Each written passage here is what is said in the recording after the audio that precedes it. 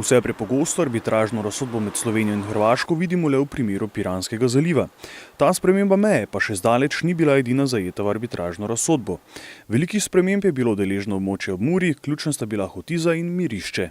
Kar se tiče mojega gledanja in gledanja mojih krajanov in mojih občanov, lahko povem, da smo z to razsodbo nezadovoljni, še več razočarani. Meja na katastru tu ob reki Muri ni bila nikoli.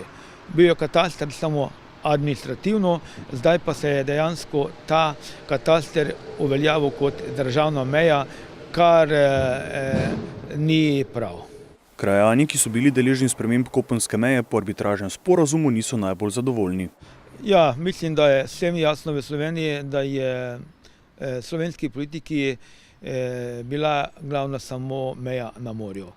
Tudi na morju nismo dobili tisto, kaj smo si želeli oziroma pričakovali. Namreč z tem prehodom na odprto morje imamo samo služnost. In to je tudi slabo za Slovenijo. Kopenska meja, če gledamo od Piranskega zaliva pa vse do madžarske meje, pa je večinoma primerov v škodo Slovenije. In mi se z to odločitvijo arbitraže ne moremo sprijazniti. V primeru, da Hrvaška ne bo spoštovala arbitražnega sporazuma, Slovenija napoveduje tožbo. V mednarodnem pravu torej v prvi vrsti operiramo z, bi rekla, javnopravnimi subjekti, državami, mednarodnimi organizacijami. In tu ni tako kot med zasebniki, kjer bi lahko izvrševali, ne vem, če bomo dolžen 10 evrov, imamo sredstva, kako se izvrši, da ti mora dolžnik 10 evrov vrniti. Se torej v mednarodnem pravu upošteva ta posebna občutljivost in suverenost tudi držav, vsaka je suverena na svojem ozemlju in tako naprej, tako da je neke spore dosti težje reševati, če ni pripravljenosti na eni ali drugi ali na obeh straneh, da se nek spor reši. Čeprav se tožba ne zdi najboljša rešitev za ohranjanje že tako krhkih odnosov med državama, pa je morda edina rešitev. Je potrebno zagotoviti mehanizme, da bodo države morale tisti člen spoštovati, pa čeprav bo šlo, za kup odpadkov nekje ali nekaj.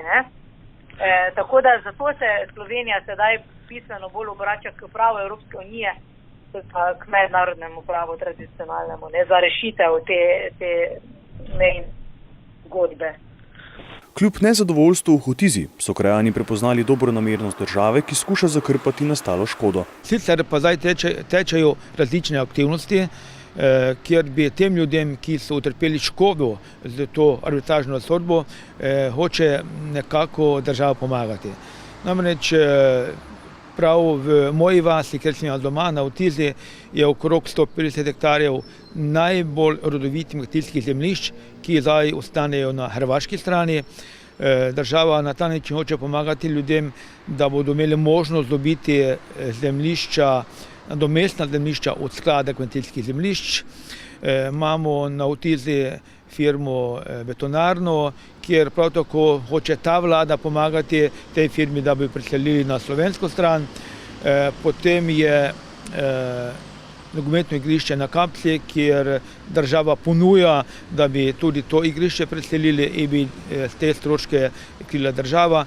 Tako da aktivnosti na tem področju potekajo in lahko rečem, da ta država kljub temu vsemu, kaj se je zgodilo, hoče ljudem pomagati. Arbitražni sporazum je v Piranskem zalivu in območju ob Muri vključeval tudi spremembe na levem bregu Dragonje, Snežniku, Trdinovem vrhu, Brezovici ter Drage Sekuliči. Napovedana hrvaška regata za razum v Piranskem zalivu je bila odpovedana, s čimer si lahko morda obetamo, da bo hrvaška stran začela spoštovati omenjeni sporazum.